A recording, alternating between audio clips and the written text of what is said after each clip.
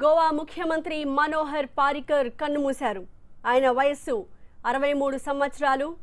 సంవత్సరం క్రితం ఆయనకి క్యాన్సర్ ఉన్నట్టు డిటెక్ట్ చేశారు. అప్పటి నుంచి కూడా ఆయన వివిధ ఆసుపత్రుల్లో చికిత్స పొందుతూ వచ్చిన క్రమంలో ఆయన ఆరోగ్యం మరింతగా క్షీణించింది.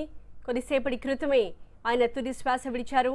రాష్ట్రపతి రామ్నాథ్ కోవింద్ ఆయన మృతి పట్ల సంతాపం ప్రకటించారు.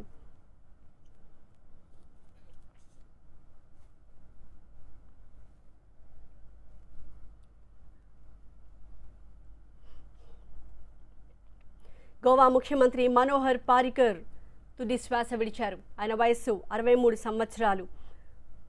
సంవత్సరంగా ఆయన క్యాన్సర్తో బాధపడుతున్నారు. యుఎస్, ముంబై, ఢిల్లీ, గోవాల్లో పలు హాస్పిటల్స్లో ఆయన క్యాన్సర్కి ట్రీట్మెంట్ కూడా తీసుకుంటూ వస్తున్నారు. అయితే కొద్దిసేపటి క్రితమే ఆయన తుది శ్వాస విడిచారు. మనకు తెలుస్తున్న సమాచారం ప్రకారం ఆయన బీపీ బాగా డౌన్ అయిపోయినట్టు తెలుస్తోంది. ఈ క్రమంలో ఆయన తుది శ్వాస విడిచారు.